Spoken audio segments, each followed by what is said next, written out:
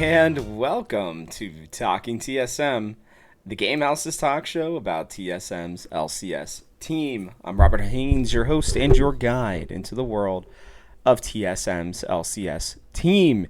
And we've had a week off. It's time for us to get back to it. Hopefully TSM has figured some things out. Couple quick self-promos here. As a reminder, Hot Takes comes out every Tuesday right now. I think we're going to be recording Hard Stuck Gold this week too. That should be out on Wednesdays. And then this show is Monday, Thursday. By the way, I still do have my hair. I know you probably couldn't tell well from there.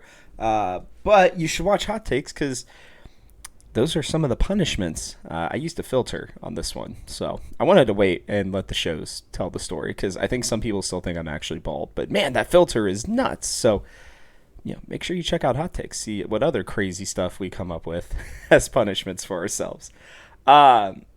With that as well,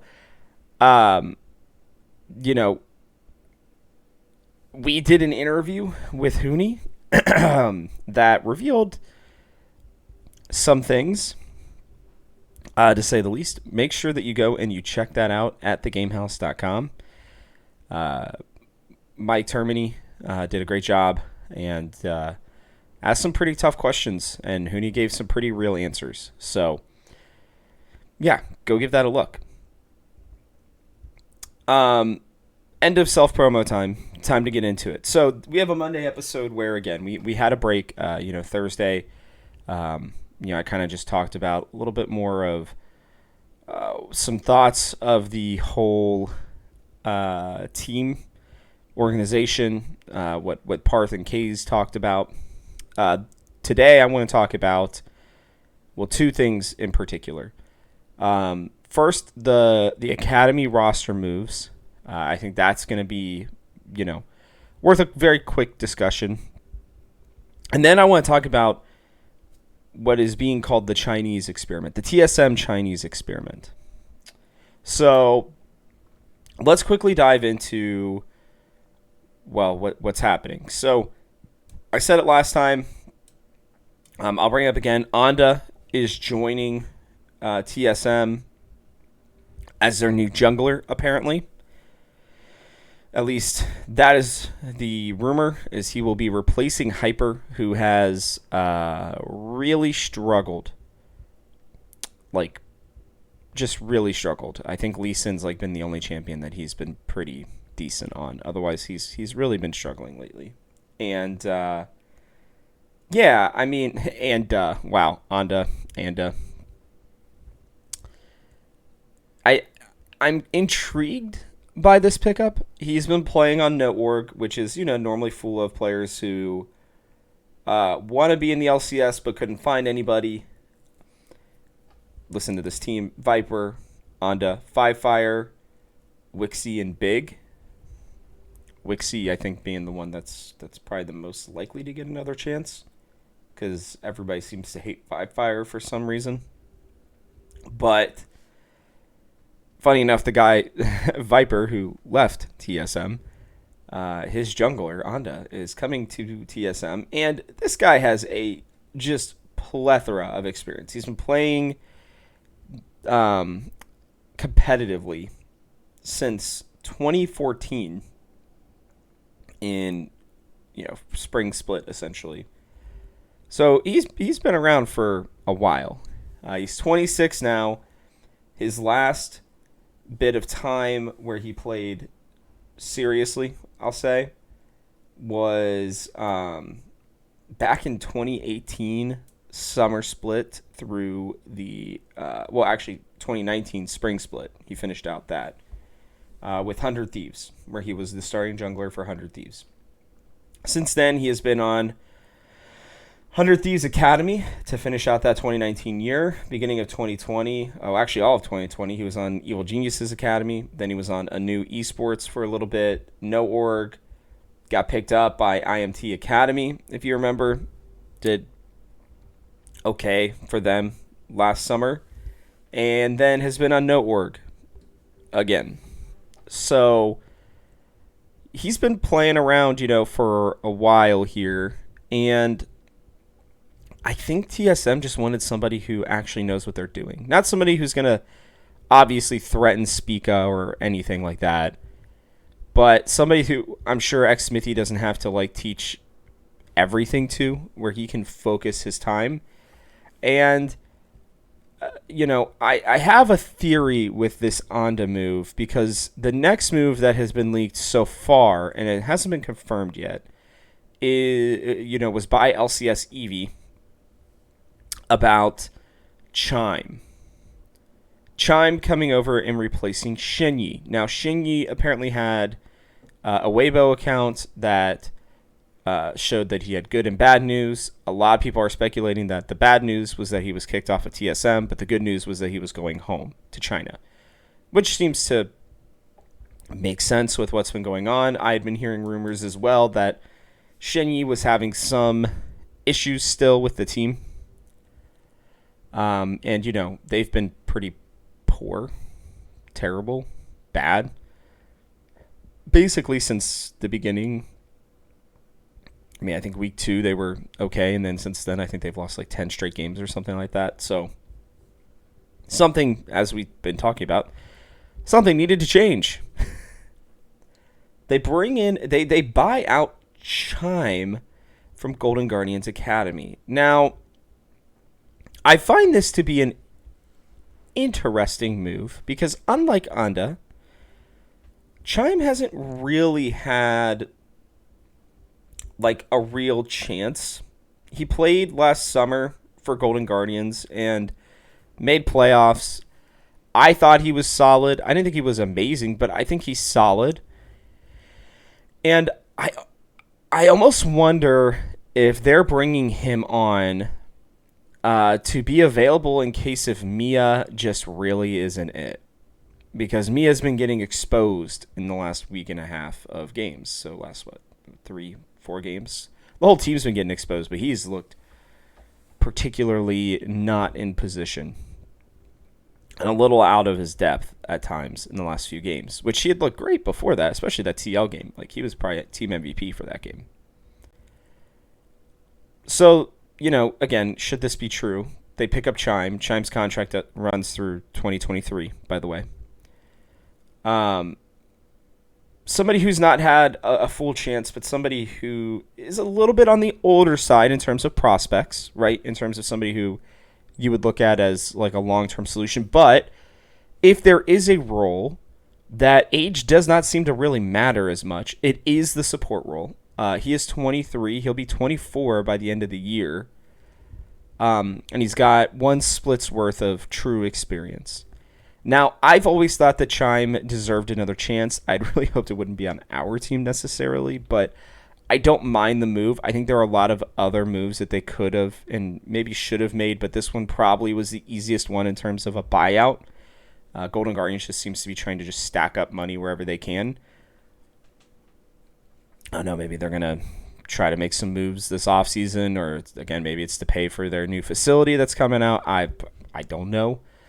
But the Chime move here, I particularly like, because now with our academy, we have, again, should this move actually happen, I believe that it will happen. It seems likely that it will happen. But you have Seoul, who is super young. You have AnDa, who is very experienced, like very, very experienced. You have Takeover, who has some experience, but is still young. You have Instinct, who is very young still. And then you have Chime, who has some experience.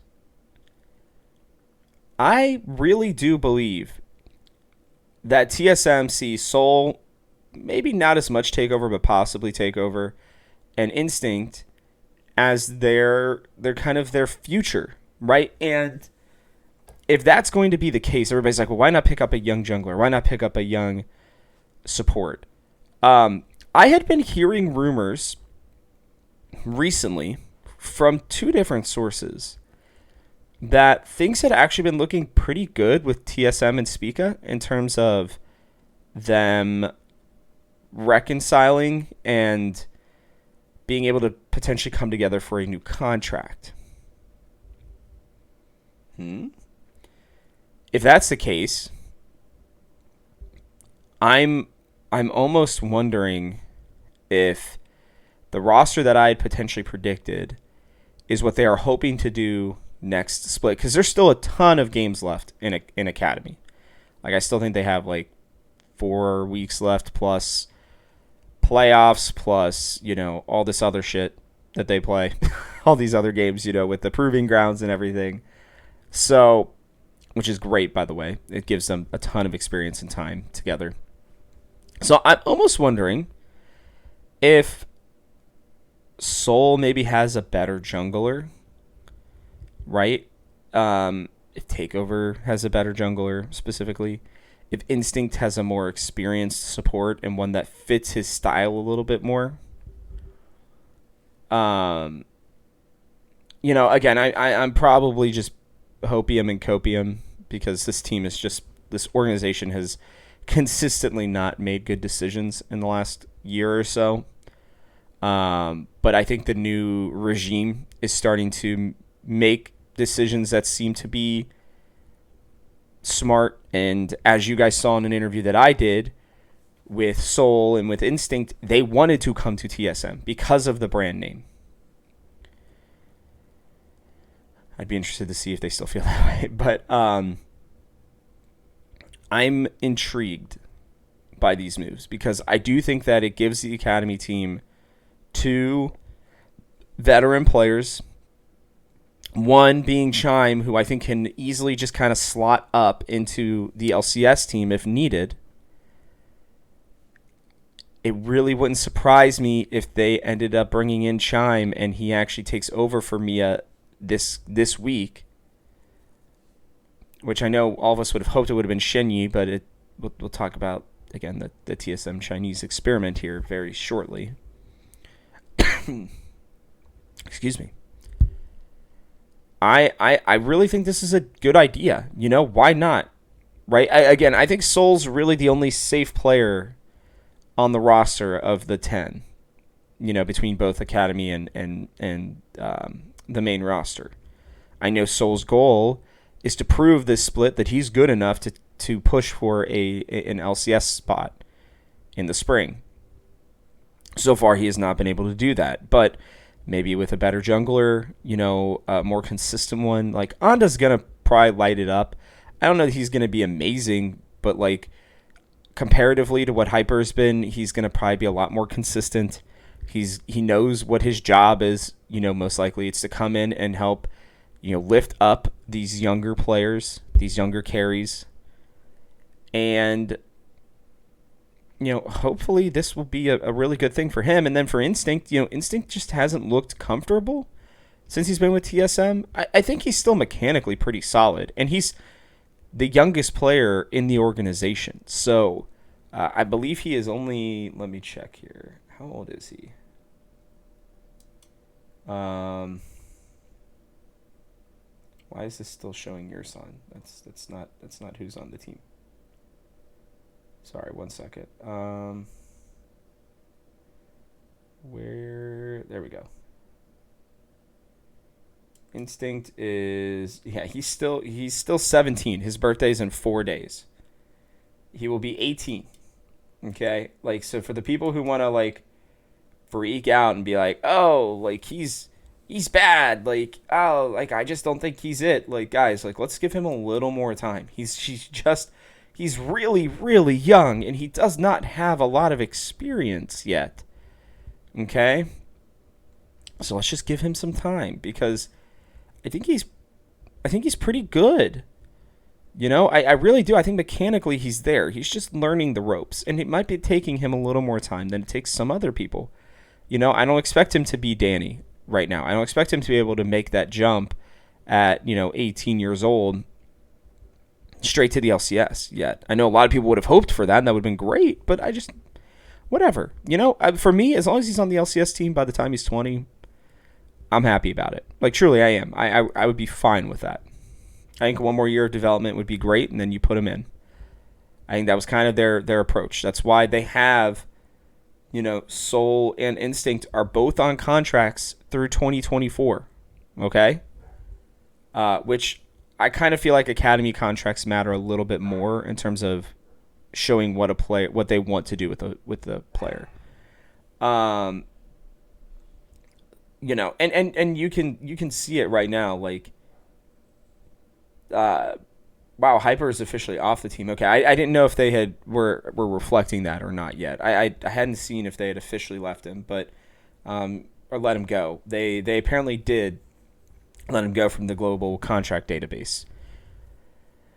So then, yeah, the move for AnDa is pretty likely happening here. But again, I mean, there's this team has an idea of what they want to do. Oh, Takeover's still only 19 too. He'll be 20 at the end of the year, but he's still pretty young too. Actually, I didn't realize that. For some reason, I thought he was like 22. So, I don't know if you want to use a. I don't. I don't know. I don't know if you'd want to use an import slot on him, but yeah, regardless, my point is that for their three players that are all under 20 years old, right? They're young guys with potential, right? You don't have to on Academy, and TSM has stated that this is the way they like to do it. They like to have a bunch of young guys and then a couple veterans to place with it. Even Instinct said the same thing during my interview with him. It is very real to me. It feels very real to me that this is the Glenn and Dominic trying to, and probably X-Smithy, I would assume as well, trying to get, some more veterancy, because in all reality, guys, we did have an all developmental roster, right? Hyper and Shenyi were that, and it wasn't working. They need a leader. Instinct said he was going to try to be that. Apparently, that's probably pretty hard for him considering he's the youngest player on the team already anyways. And I think Seoul he seems to be a very confident, charismatic, potentially huge leader in the future. And Takeover seemed to just be kind of doing his own thing and doing pretty well. So you put these two pieces in there, you slot them in, and I think you give this team a much better look. And I have to imagine that they're going to play a lot better, probably for the rest of this split. So I like the moves. I think it's really well done. I think it's smart because you're not risking anything. And again, I'm sure Chime's buyout was pretty low for his contract, and it shows to me that TSM are serious about their future. You know what I mean? And potentially about the now too, especially with the Chime move. They're trying to make little moves here and there where they can. Like people were I think unrealistically expecting them to make splash moves, since Dominic has come in. Like he had no control at all over the main roster, right? And Glenn wasn't even there until halfway through the spring split. This offseason, I think we're going to really get to see the big brains at work. And I think that they're already working on better rosters, stuff like that. Again, I keep going back and forth.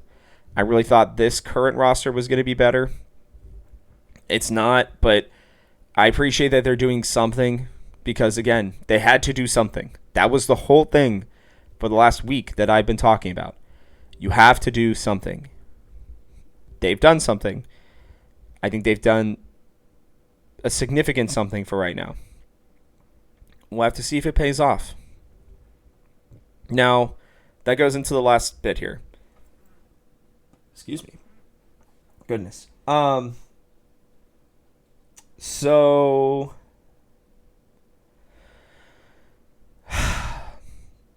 this team, man, I had been told back in like March by a source that TSM were already giving up on the Chinese experiment.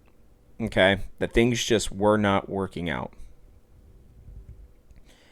I didn't want to believe it because I was like, okay, like Kaido is still really young. I want to give him a chance. Shenyi is still really young. I want to give him a chance, right? And again, Kaido had been the best player on his team by a pretty significant margin, and he had done really well over in the LPL Academy League. I was like, okay, this guy looks pretty solid. Shenyi was, again, a top tier academy support for Fun Plus Phoenix, World Championship team Fun Plus Phoenix, who he also played for at age 18. And so I thought, I was like, okay, like I really do believe, like, Shenyi's the crown jewel. That's what they wanted. And that Kaido, like they were trying to recruit from an area that hadn't really been recruited from before. Obviously with the Peter Zhang stuff and some other unfortunate things. The alleged Peter Zhang stuff, sorry. It feels as though this team just overshot. And the people who had this plan in mind, again, people like Parth. Now, I want to be clear on this with Parth. While I do think I wish that he would take a little more responsibility for where this team is at right now, it's not entirely his fault. Like, Lena clearly knew about these plans as well. I'm sure Reggie approved of them as well. Like, they experimented on something. It didn't work. But at least they tried. I really wish that Parth would have stayed to at least see out the first split. I really think that could have been big, because I've heard that he's a great people guy. Like, he's good at managing the players and the teams and the expectations and stuff like that. Clearly, I mean, that's what he has done well for the last few years. I'm just disappointed because I don't think Kaido ever was given a fair shake. First off, and he had plenty of pop-off games in Academy.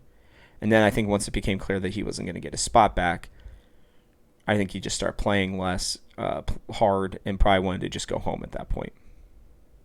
Understandable. Shenyi is a little toxic, man. I can't wait to see him, because I'm sure that we will see him on an international stage over in China at some point. I think he's very mechanically gifted. I think he has a drive to be very good. I just think his intensity and some other problems are probably what led to him leaving this team. I think he wanted to succeed. I think he's pretty solid. I mean, he was in the last TSM Legends. We aren't getting those on a regular basis anymore, and he was in the last one. They still clearly planned on him being on the main roster at some point, and things have just, I think they're just like, we're just done dealing with it right now. I think they're going to go back to Koreans, Europeans, and Americans, or, well, North Americans specifically. Canadians, some too, I just think that's how they're going to go about it. It's unfortunate. I really hope that they at least keep the boot camping ideas that they had. I think that was really smart. I think it was a well done idea by Dominic. I think it was a smart first initial move. But I would be really surprised if they ever go to China again to scout like that. Unless if they're really confident that they've got a young, like, 18-year-old or soon to be 17-year-old that they can throw in academy, or maybe on their amateur roster, which I assume they'll bring back this next year, hopefully. I wish it was required by the LCS, but whatever. And I think that would be good for them, because then they could actually watch, grow, give them time to learn English well enough. You bring in two players who basically no English at all, and you expect them to be able to communicate well. And again, I think it's really funny because I think they were building this team for Spica, and then I think they found out how not great Spica's Chinese was, or Mandarin, maybe. Sorry, I apologize. I really don't. I'm pretty sure it's Mandarin. And it just wasn't enough. It just frankly wasn't enough. And that's okay. I mean, I think Kaido's the one who kind of got screwed here. I really just don't think he was given a fair chance. And they must have, I just don't know how you go from, yeah, this guy seems like the best option we have in China, and like he really showed out. We're gonna give him like 3 games, maybe 4, play weird comps that he can't really do anything with, even though he played really well in his first game with the team. I think he was the MVP in that game 1. And then he plays well in Academy, and then you're just like, no, we're done. We're done with him. I don't understand that one. Shenyi, I wish they would have given another chance this summer. I just don't think that he and Tactical ever were able to reconcile. I think it's just clear to me that they just couldn't come together after probably what Shenyi said while on stream. It's unfortunate. I mean, it really is. I'm sad for both of them. I'm sad for the organization. We took a leap. We tried something, and it just frankly didn't work. Now, again, that is if Shenyi's actually off the team. Right now, they are still showing him as on the team with a contract that goes through 2024. But it seems likely, a lot of evidence is pointing to him being off of the team. And hopefully he can go back to the LPL and kick ass, because I'm going to root for him. I'm sorry, unless if something else comes out that, he was actually being, I don't know, racist or something, or misogynistic or something. I don't know, anything-ish is bad. If he was just somebody who was really passionate, and if he was somebody who just wanted to find success, right? Who strove for greatness, but couldn't make it work with his team, then I'm gonna cheer for him. I will look forward again to seeing him on an LPL team, because I am telling you that next split he will be on an LPL, at least academy team, if not a main team.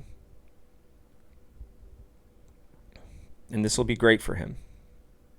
I just don't know how TSM can, we apparently talked to both of their parents and convinced them that this was great. And then they probably are watching. They're like, why the hell is my kid not playing? You convinced us to have him move halfway across the world. And, I'm sure they took care of them, obviously. But, you're not even going to let him play? Sadness. I just hope both of them find success wherever they end up next. I actually don't even know. Did Kaido get re-signed? Doesn't look like it. Kaido has not been re-signed yet. It's unfortunate. Hopefully he gets another shot too. Oh, well, that's just how it goes sometimes, guys. Seriously, I'm happy that TSM are making decisions. I really hope that they continue to invest their time into North American talent, so that then they don't maybe have to grab young talent from other major regions. We can have our young talent be from North America, and then we have veterans maybe that they bring in from other major regions, again, Europe or South Korea maybe. It seems like South Korea just blends better with North America for some reason. I get it. Again, I get China's the best region in the world. Why wouldn't you grab talent from China if you can? I think the idea behind it was good. It just didn't get executed correctly, and I think for a multitude of reasons. TSM is restructuring. They are making sure that they can survive this esports bubble. And I think it's super smart of them to be doing this now. So we will see. They may be a budget roster next year too. But I can tell you this much, with this recession and with the esports bubble, only a couple teams are going to make it, guys. Seriously, only a couple of orgs are really, really going to make it, and I think this will be one of them. So, all right. If you like this show, please take a second to like, subscribe, and comment. If you're watching on our YouTube channel, hit that bell icon so you don't miss any episodes of this or any of our other shows, and potentially some new shows. Yes, another new show that will be coming out on Fridays. be on the lookout for that one. That one I think is going to be something that you guys will like. I promise. I want to continue to make this number one TSM LCS podcast out there. Please continue to give good reviews, especially if you're on the Apple Store. That would be greatly appreciated. Obviously, if you like this show, but 5-star reviews help. I'd appreciate it. You can share this with your friends. You can hit me up on Twitter at TGH Robert Haynes. You can also follow the Game House at TGH Esports, where you can get all of your news and everything else that's coming up. Star Guardian event coming next week. I've got a bunch of pieces out on it. Maybe you should go read some of them, see what's going on. Lastly, you can head to thegamehouse.com to read those stories, not just to our socials where you'll see that they are happening, but you can actually read them on our website. I don't know. Could be fun. Could be a good idea. Give it a look. With that, thank you for tuning in. This show comes out every Monday and Thursday during the regular season and is exclusively for your TSM earholes. I'm Robert Haynes, and this has been Talking TSM. See y'all on Thursday.